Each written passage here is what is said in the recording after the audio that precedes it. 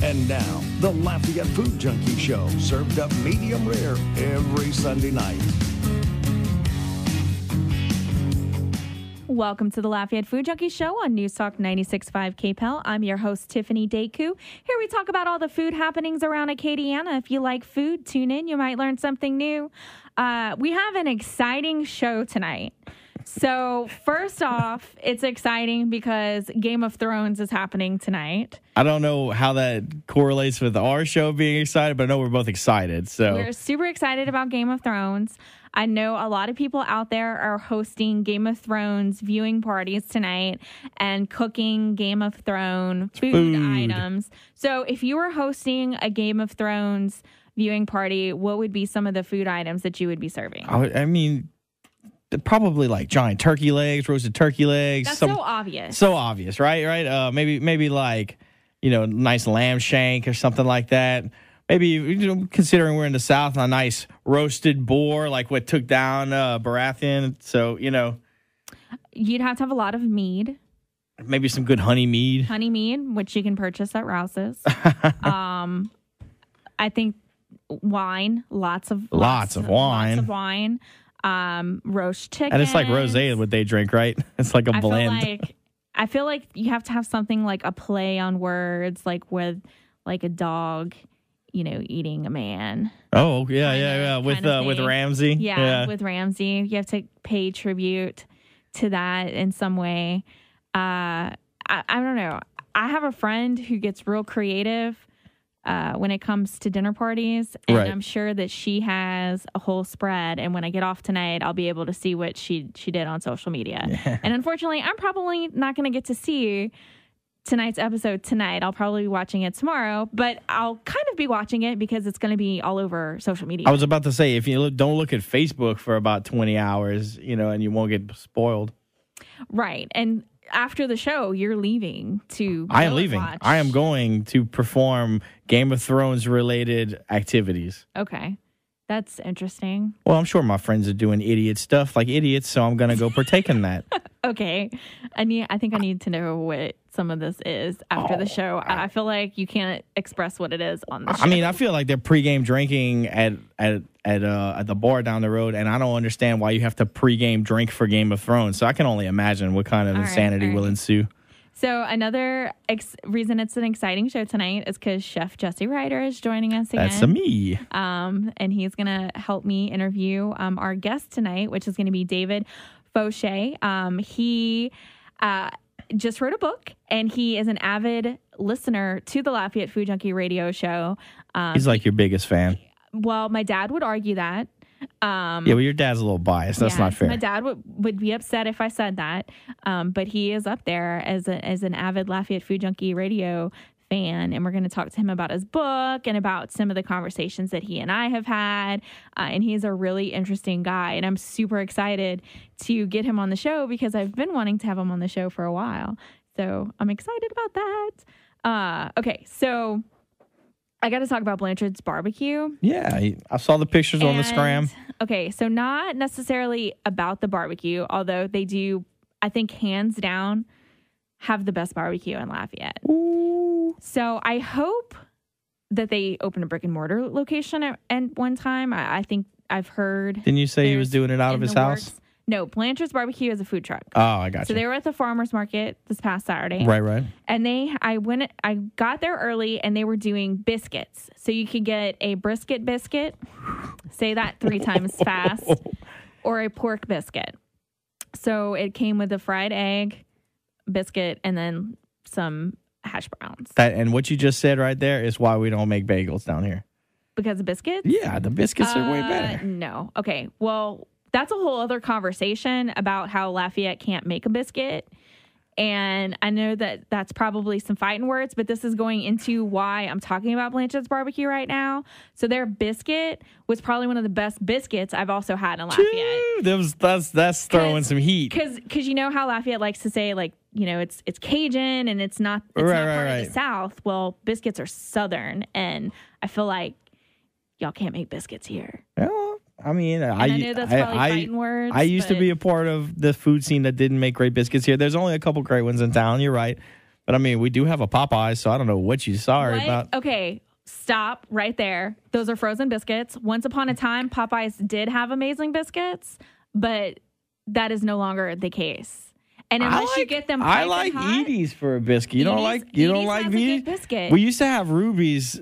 That was good on the old the road right next to Fresh Pickens, but they don't have that anymore. I never had a Ruby's one, but Edie's does have a good biscuit, and Rev Coffee has a good biscuit too. But this biscuit was just like Edie's has a good biscuit, but you got to park on Pinhook to get it. You know what I'm saying? Let's get back to Blanchard's. Yes, ma'am. Sorry. So it tasted like you could taste the buttermilk. Yeah. In it. It was just, and it was buttery, and it had the brisket. It came with the fried egg. I got cheese sauce on it.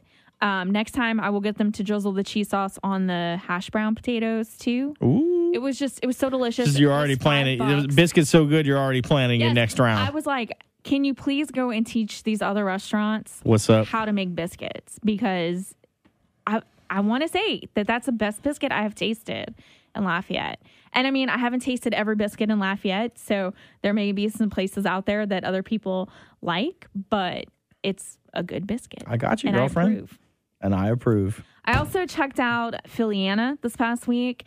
They have this new menu item called BG's, and it's goat cheese that they wrap in boudin and then deep fry it. So totally healthy, right? Goat cheese is absolutely healthy for you, right? They also serve it with this almost like creamy Italian dressing. Is that where they put in the low fat stuff in the dressing? Exactly.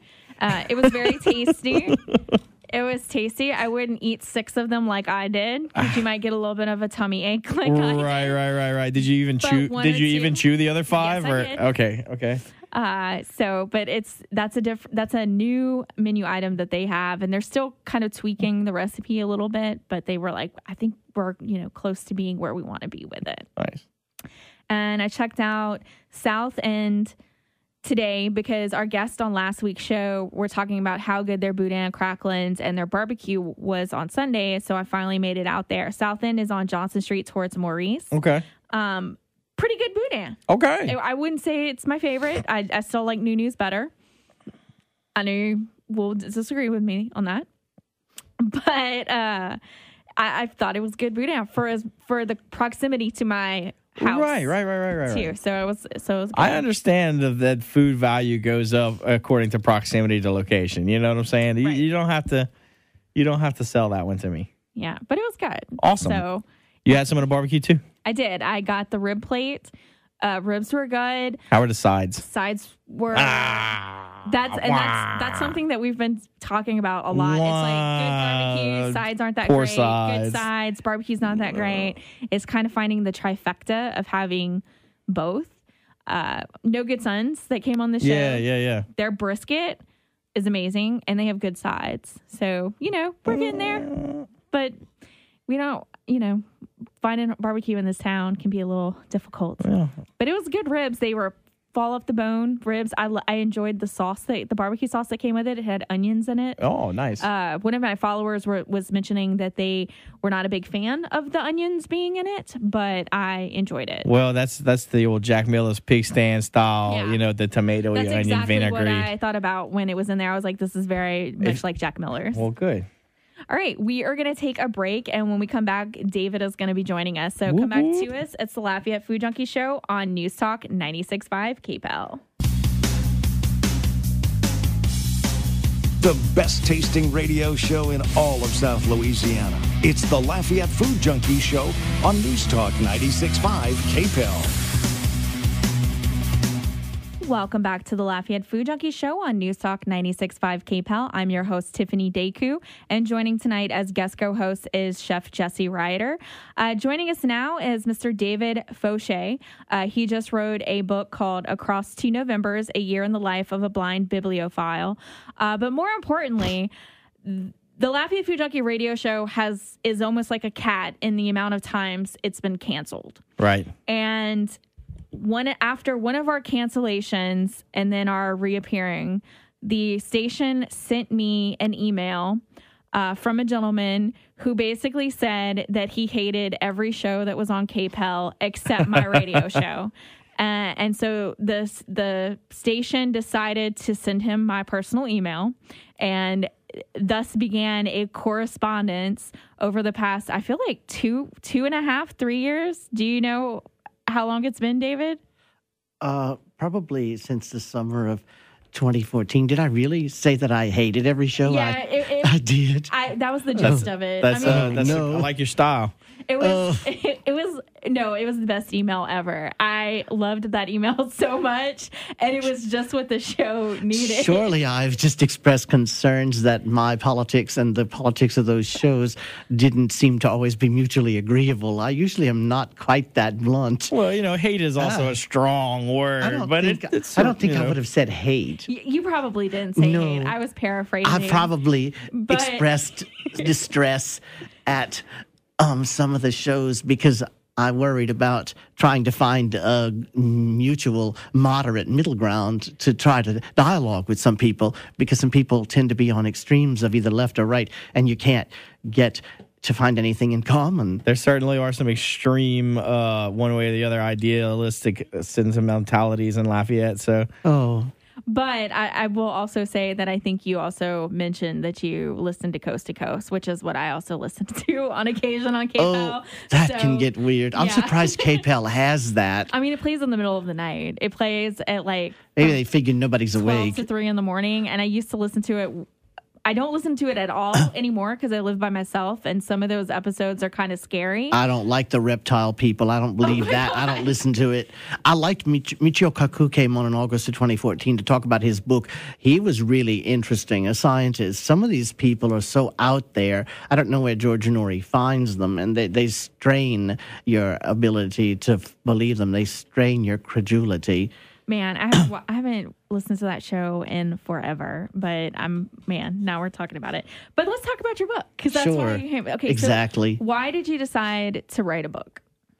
Partly because I wasn't doing anything else at the time. I was in between sort of prospects. Prior to that, I had been working with friends on trying to develop a radio reading service. In fact, I can remember about 10 years ago, actually talking to Bernadette Lee, doing a commercial or something about that. Then friends and I revived an organization for the blind called the Acadiana Area Council of the Blind. That's still going.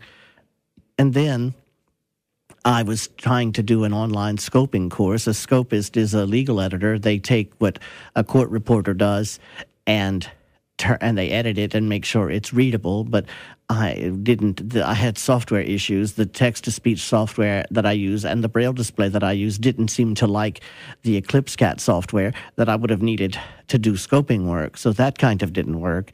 A friend of mine, Dr. Kathy Schneider, asked me to review her book, Occupying Aging. She's a retired psychologist who worked at the University of Wisconsin at Eau Claire.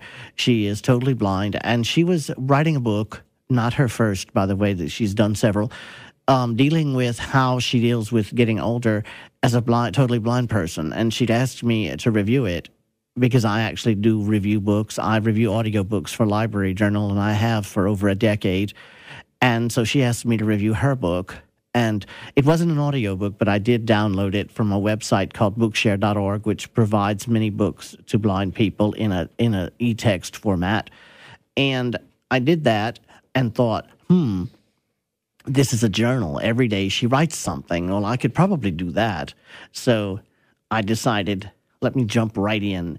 It was in November of 2013, and I started my journal on November 16th and would write every day, try to think of something interesting to write, and then by the November 15th of the next year, 2014, I was done. I know that's not the normal coverage of a journal, though I have found some since I have written my journal that do break the rules of how a journal should go from, say, January 1st to December 31st. Right. I found one that was written by Doris Grumbach, and it covered one day in her life. It was the third journal I think she had written, and this one covered one day. It was a lot of her thinking about walking around in her house, thinking about things, looking at books on her bookshelf, and then telling you a little about what had happened.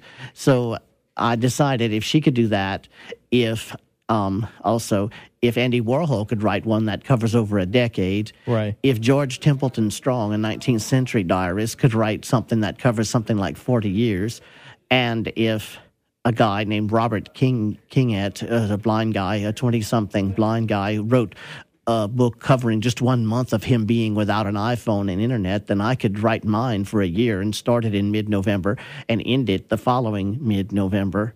What was interesting, too, is you started it in November of 2013, which was when the radio show started. Yeah. But you said that you didn't discover the show until the summer. And we actually, the Lafayette Food Junkie radio show actually made it into the book. Oh, and we're nice. talked about in the book. Also, I bet you there's a lot of great food talked about in that book. Yes, there is a whole year lot. of. There. I discussed restaurants that I had eaten at, Two Paul's, and I'm really sorry that closed. I wanted to give the owner, Marilyn, a copy of the book. I don't know where she is now. She gave me a copy of 2 books she had written, and I had a book for her. I don't know if anybody out there is listening who knows Marilyn. You can let her know that David, who always came in and ordered the grilled chicken salad, did have a book and would have liked to have given her one. I'm sorry they closed. I loved the grilled chicken salad. It wasn't what I think of as a traditional barbecue restaurant food, but I liked this. It had slices of apple, raisins. Mm-hmm. It had the bell pepper, very celery, refreshing. And it had romaine lettuce. And I liked it with the sort of horseradish sort of dressing they did. It complemented it, and it was one of my favorite meals. I loved to go, especially when it was pleasant weather outside, because then I could go sit out after I'd eaten and wait for my ride to come. And when I would go with a friend, she liked to go to next door to the ice cream place that closed. Oh, the Cold Stone or whatever? Yeah. I thought it was Maggie No, Moo's. That's Maggie it. Moo's. Yeah, she liked to go, and I would sometimes even get a taste. I didn't always buy an ice cream, but she would, so I would just get the taste she would have gotten if she had wanted one of those little tastes. I always like to try the trippy flavors like fig or one of the exotic berry flavors. I always like to try the strangest ice cream. They're fun sometimes. Right. What was so interesting to me is when you began emailing me your perspective on food, because I realized very quickly that when I'm dining at a restaurant, it's so visual for me because I'm like looking around at the restaurant, I'm looking at the menu, I'm looking at the food, and how much that plays into how I like the food. The visual presentation, right, affects. And when you were eating at some of the same restaurants that I ate at, your perspective was different because yours was strictly on taste, and then also how servers or people interacted with you in the restaurant.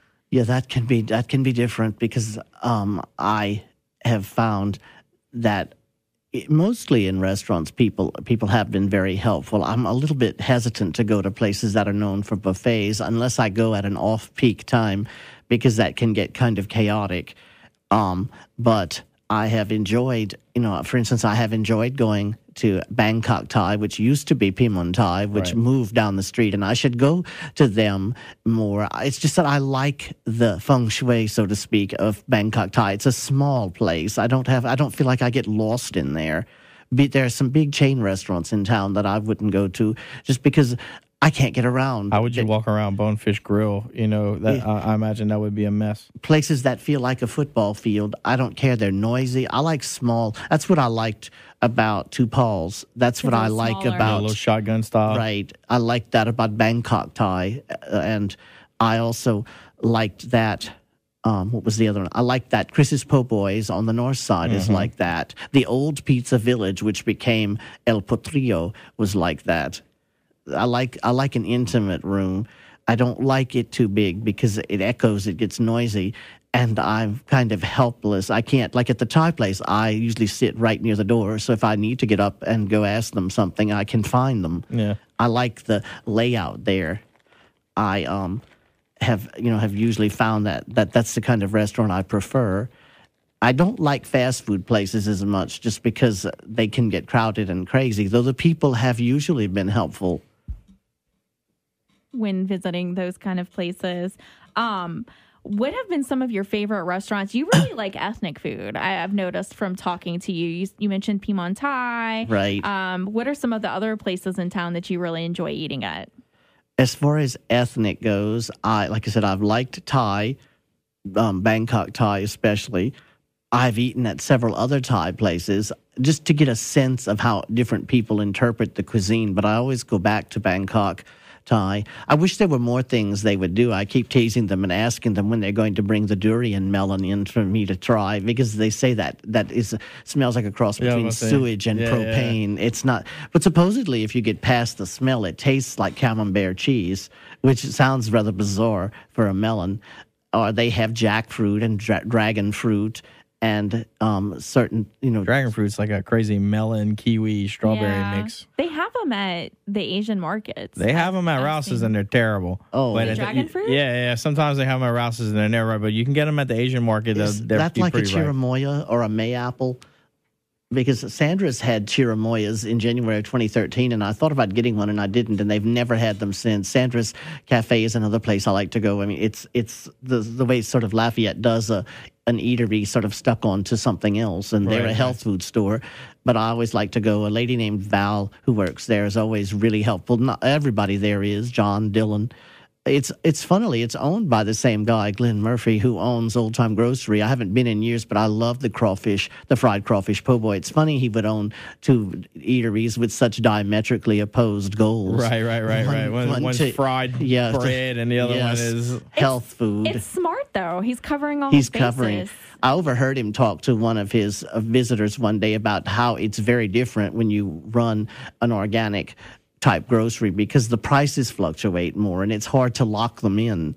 He was talking about tomatoes, for instance. He said it was very different running an organic. Well, it's because a case of tomatoes in the organic world can hop $20 per case. He said that it could be from 1 week to the next. They don't. I was about to say almost bi-monthly. They don't hold at a flat rate. You never know. It happens with lettuce too, and it's not quite as drastic because lettuce is so cheap.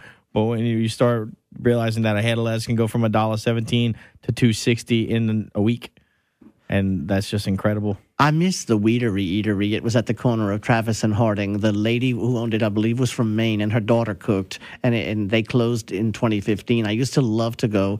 Her food was always interesting, always creative. The coconut basil Thai chicken was good. Their brown rice was always cooked in some sort of stock with maybe little peas or something in it. It was really good. I loved to go, and I liked because it was a small place and I could get around it without asking them always to show me where to go, which I sometimes get kind of old. I hate always having to ask somebody to show me where to go because you feel it gives me a trapped feeling. I don't like it. Of course, we have Chris's Po' Boys on the north side. We have El Potrillo, the little Mexican place. I think the owner is Colombian, but I don't know why he won't do more of the ethnic Colombian stuff, things like arepas or papillon criollo, although that may be Venezuelan. Guamas used to do that stuff, but I don't think that's here anymore. Guamas isn't, but they have another place that opened up called Pattycone, which is on Bertrand, and it's small, so you may... I might have to go. They do arepas, and they do Pattycone sandwiches, and they do different little Venezuelan items. Blue Dog's always nice. I like the food there. I've always liked it. I'm not sure what a Blue Dog is. I've never actually seen when that came out. I never actually got to see a Blue Dog. It worked for the artist, though. Yeah, Mr. Rodri. Yeah, he did very well with a blue canine and a surrealistic blue canine. But the food is interesting. I've always diverse for sure. Jesse is a veteran from the Blue Dog Kitchen. I worked there like 7 years. Yeah, you were in the Blue Dog Kitchen. Yeah. I've eaten at Charlie G's. I haven't been recently. I was there last April, a couple of years ago, and emailed with the chef. She was really, really friendly. I had a question. I had never heard the term gastrique, a sort of vinegar sauce. I think a reduction. I'm not sure if that's from Cuisine Nouvelle or one of the newer fusion interpretations, because so many things in food come in. They go in cycles, and things come in and out. But I think her name might have been Holly. I'm not Holly. Sure. Jesse also used to work for Holly as small well. World. He's been in that kitchen. Yeah, old coach. Small world. We're going to take a break, and when we come back, we have more with David. So come back to us. It's the Lafayette Food Junkie Show on News Talk 96.5 KPEL. The best burgers Acadiana has to offer. It's the Lafayette Food Junkie Show on News Talk 96.5 KPEL. Welcome back to the Lafayette Food Junkie Show on News Talk 96.5 KPEL. I'm your host, Tiffiany Deku. Jesse Ryder has been guest co-hosting tonight, and joining us as guest is David Faucheaux. He wrote the book Across Two Novembers, A Year in the Life of a Blind Bibliophile. Where can people get the book, David? The book is available on Amazon. If you'd like to see the reviews and the different links I have, including a link that Brianna Malloy did, it wasn't about the book exactly, but a friend and I happened to be leaving in January. We were leaving Carpe Diem, the gelato and coffee place, and she was out there with a cameraman with a sign, "Tell me your story," and we went to talk to her, and she decided she wanted to hear it, my story. And so if you go to the link, www.dldbooks.com/ and then it's my name, it's /DAVID/FAUCHEUX/, you'll see the information about my book, and you'll see links to some different things that I've done.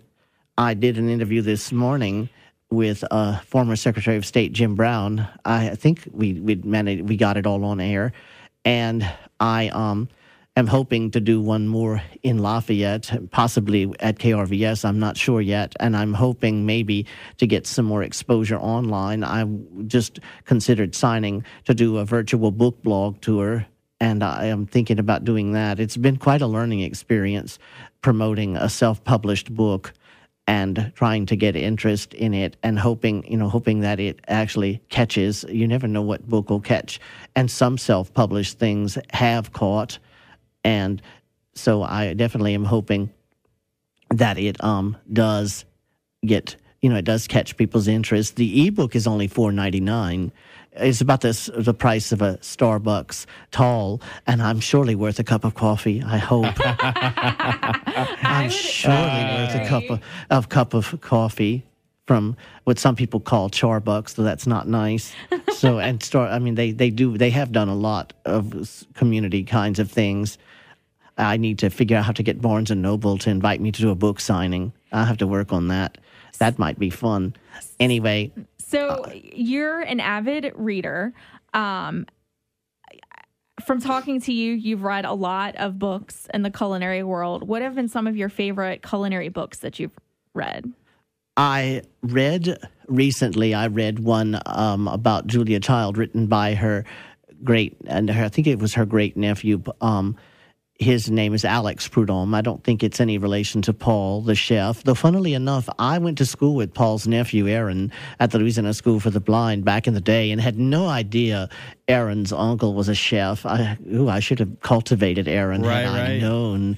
I could have gone to K. Paul and maybe got to try some of that blackened stuff that Paul made so popular. Right. Because I'd never heard of blackened anything until he invented it. This is very true. He invented blackened. Though I can understand a Cajun certainly wouldn't have thrown something out just because it had gotten a little black. They would have made it be something you would have eaten.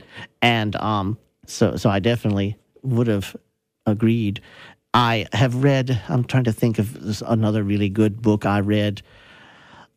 There was several. One whose name is escaping me. The author followed a class at the Culinary Institute of America in New York, and he talked about how demanding the training was, and how one time there was really bad weather and snow, and the people running the school still expected you to be there. You'd better go sleep in the dorm with one of your friends because they expected you to be there the next day for class. They said that you were supposed to show up to work. They had a very, very strong work ethic. I've also liked books that describe people's adventures, adventures with cooking. Was one called, what did she call it? Skirt steak, maybe? It was a woman who was a chef, and it talked about how she interacted with people in the kitchen as a woman in a field that was traditionally very male dominated. And it was very interesting. I've also exchanged emails with people at the MFA program, Master of Fine Arts in Gastronomy at Boston University. If I had ever decided to go back to school to get another degree, I would have loved to have gotten an MFA in Gastronomy from a school such as Boston U, or I think the University of Texas at Austin may be initiating a program. I'm not certain, but I just don't see it now. I wish I had heard about it 20 years ago. I do have a master's in library information science, and this book was a way of trying to stay engaged in that field. I'm not working in that field at the moment, but this book was a way to try to stay engaged with the world of books. And it does have over 240 books mentioned in my book, in the bibliography, which is about 1/10 of the book. Because it's the book, true. It's that you reference a lot of different, and that's why I asked you before we went on air if you had all of them memorized. Well, anytime you're writing about something that happened, like his book is a day-by-day portrayal of what was going on in his life, I'm certain he experienced a variety of different things, and you have to, cite all that, give it all credit. When I mentioned books, I did list what they were, so that in case people wanted to locate them, they would have that in the bibliography. And then I have a webliography which lists different things. I'm in the webliography. You sure are. Yeah. I was like, oh my God, look, there I am. Yeah, you're famous. You were. And then I mentioned Dogfish Head Brewery, because we don't carry their products down here, and some of their, if you want to call it beer, sounded so exotic that I was regretting I wasn't ever able to try any. Things like what the Vikings might have drunk or what the Maya drank. They recreated the formulas, and I remember reading about it online somewhere and thought that would have been an interesting thing to try. Though I don't drink a lot, I don't want people listening to think I really don't process alcohol very well. I think I have a sulfur processing gene problem, and it makes my eyes get fiery red after one measly little swig. So I don't really drink very often. Do you react to onions when you're dicing them? No, I don't think so. Because the sulfur in there would But be... I was just curious. But then I don't tend to actually... Well, sulfur oxide with the onion releases is different than just straight up sulfur. You know what I'm saying? It could be less I just was curious. But All right, we are going to take another break, and when we come back, we have more with David. So come back to us. It's the Lafayette Food Junkie Show on News Talk 96.5 KBEL. And now, we talk about food. It's the Lafayette Food Junkie Show on News Talk 96.5 KPEL. Welcome back to the Lafayette Food Junkie Show on News Talk 96.5 KPEL. I'm your host, Tiffiany Deku. Chef Jesse Ryder has been joining us tonight as a guest co-host, and we have been talking with Mr. David Faucheaux. He wrote Across 2 Novembers, A Year in the Life of a Blind Bibliophile. I wanted to ask you this. Do you remember what book you read that just made you fall in love with books and made you an avid reader? That's a tricky question, because different books have grabbed me at different times. I think what happened was when I started losing sight, I had to learn to adapt to that. And books were there, and they would always be waiting for me. They didn't judge me. They were always ready for me to listen to them or read them, because some of my books came on cassette or on slow-playing phonograph records from the library for the State Library section for the blind in Baton Rouge. Some of my books came to me in the mail, and some of them were in Braille. I remember I enjoyed things that you would expect a kid to read, back in the day, things like the Hardy Boys or the Tom Swift series, books that were written. Did you ever catch Where the Red Fern Grows? I didn't read. That's Carson McCullough's, I think, if I'm not mistaken. Yeah, absolutely. And I don't. Oh, was that her? I'm trying to remember now. Was that about a dog? It was about a dog. It was a boy, and it's depressing. It's not. Yes, it is very depressing. It's a story about being a young man in the wilderness, and I just. You would have liked. Was it Gene Craighead George? The other side of the mountain. The boy runs away and lives inside the giant tree. That's right up my alley. And trains a falcon named Faithful. With this guy, he saves up all his money working with his dad and stuff, doing the most horrendous work that you can imagine in 1890s. Undeveloped northern country. Ooh. And he saves up I want to say it's like 88 cents. It was like $2 or something like that. It was maybe $8. Maybe $8. And he orders these 2 puppies from a magazine clipping, and he gets them in, and they just have these very, very just rambunctious adventures through the woods. And then towards the end of the book, I don't want to spoil it for Please anybody. don't. I'm gonna start crying now thinking about the Yeah, something book. They go through they just go through a bunch of tragic times together, but they also go through a bunch of good times together. And towards the end of the book, they realize that their friendship was a lifelong thing or whatever. It's but very reminiscent of Old Yeller. So similar. It sounds a little. I'm trying to think of the man's name. Gary Soto. He wrote a book called The Hatchet and some other books for young people set in the wilderness. I'm trying to think if I have his name because I'm blanking out. And I enjoyed those kinds of books as a child. I really got to enjoy long historic fiction. There's one I just recently came across in one of the recent Goodreads announcements. It's written from the point of view of the chef. I think it was for the Roman, maybe, I'm trying to remember which famous Roman cookbook writer, Apicius maybe, and it's written from the point of view of his chef. And I've been trying to locate an audio version so I could read it. It sounded so fascinating. It sounded, because you think of what would they have eaten back then. I've read a little bit about what Romans ate. They liked their fish sauce. Yeah. And garum, which I guess was very fancy Worcestershire sauce or maybe it's very fancy like what Thai people eat, the fish, the sort of fermented fish sauce. Maybe the Romans had a version too.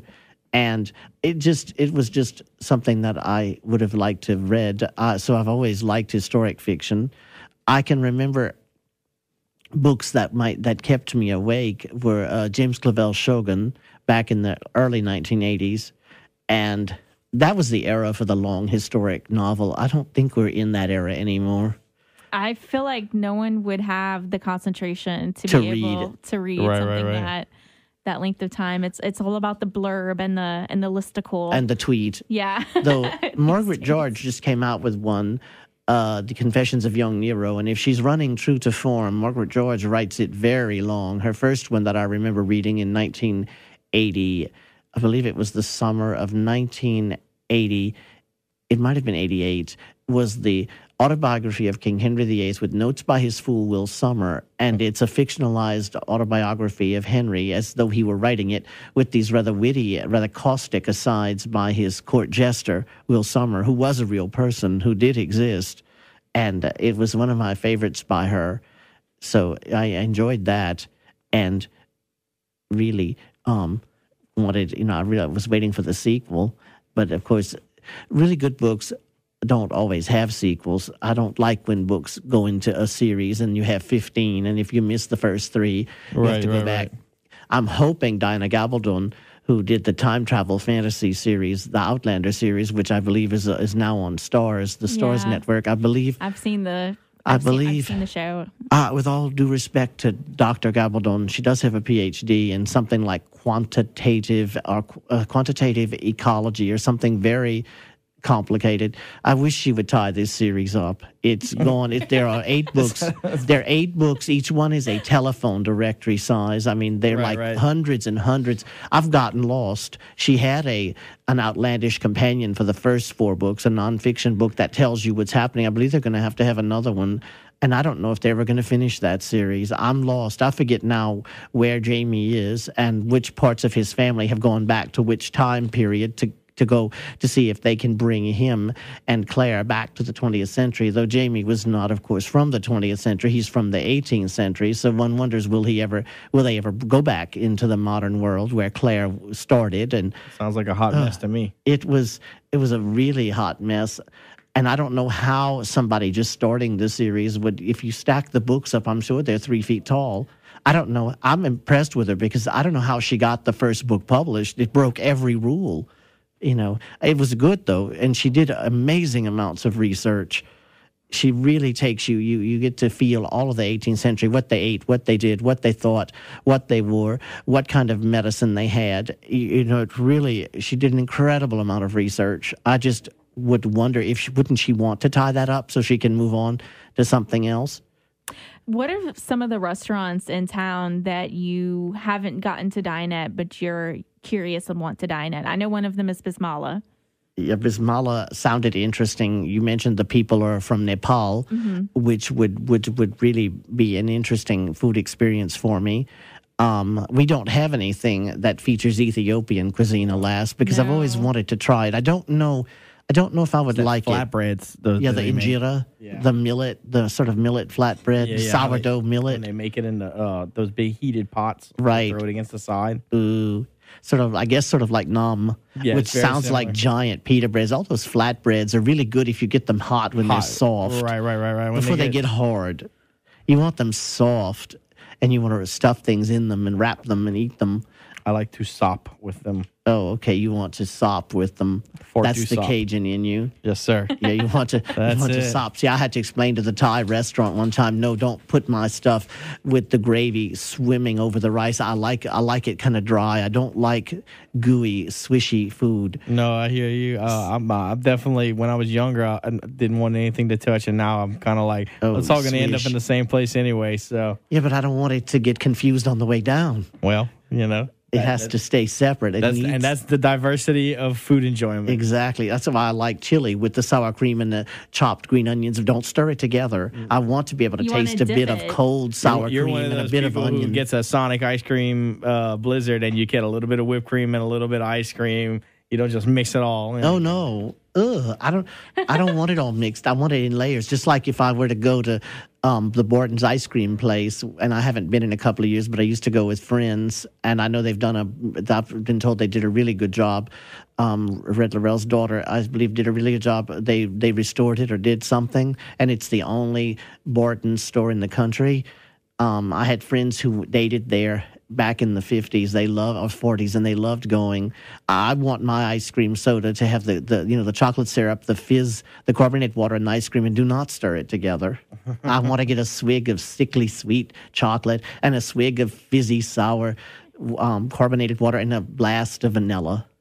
We ask people that come on the show what their death row meal would be. What would be your death row meal? That's so hard. I know. I want to go eat at either at Noma, the restaurant in Copenhagen that was voted, I think is still the number 1 restaurant in the world, or I would want to go to a Japanese kaiseki restaurant, I believe is what it's called, or I could go to Chez Panisse in Berkeley, or I could go to the French Laundry in Yountville, California, or we could maybe go to something in New York City or Paris. I don't mind any one of those really top world restaurants. I would really like to see what a top Michelin restaurant does. Okay, that would you prefer to choose the restaurant and not the meal, or the meal but not the restaurant? I probably would do the restaurant because there's some I've wanted to see. Like I said, Noma in Copenhagen. There's supposed to be a restaurant called Flavikan in Sweden, and the reason I know about it is because Poppy Tucker, who does the Louisiana Eats show on KRVS, mentioned it one time when she was talking about Scandinavia. Apparently their food got really popular, I think last year maybe. Yes. And everything was Scandinavian. And she mentioned this restaurant and that it only has like 18 seats and it books up a year ahead. And I'm thinking, what would that be like? And to get the tasting menu. I forgot what I was going to ask. I was like so entranced in listening to what he was saying. I believe that Scandinavian chef is the one who did the interview with Toby Rodriguez. They did like a little thing where him and Toby talked back and forth, and they were comparing Cajun cuisine and Scandinavian cuisine. They eat boiled crawfish like we do, but they stuff the pot full of fresh dill leaves when they boil it, and then they let it sit there for a while. I don't know I don't know what I would think of that. I heard that they like crawfish with dill. That would be different. I was reading in your book, we have about like 50 seconds left. Oh, okay. But about, you did paleo for a while, and you didn't seem to be handling it too well from what I read in the book. I remember you had that guest, the 30-day lady. I wish she would help me because I think paleo would help me. Terry Walls wrote a book about, it was sort of a modified paleo, no grains, no dairy, that kind of thing. And it's supposed to do wonders for people with fibromyalgia and thyroid issues. And I think I've been diagnosed with them and I don't seem to be able to stay on it. I'd like to find out if those diets really work.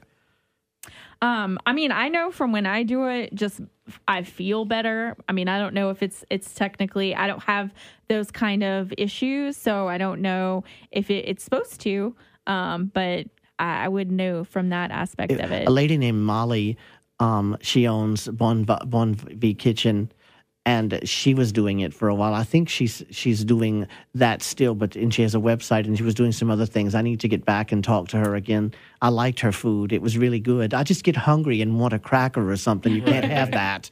Well, David, thank you so much for joining us tonight. My pleasure. It was so great to be able to meet fun. you in person. Sure was good Very to meet much. you. All right, that's our show. Thank you so much for tuning in. Join us next week, Sunday at 6 p.m. This is Tiffiany Deku on News Talk 96.5 KPEL, and this is the Lafayette Food Junkie Show. Thanks for listening, and as always, happy eating, Acadiana.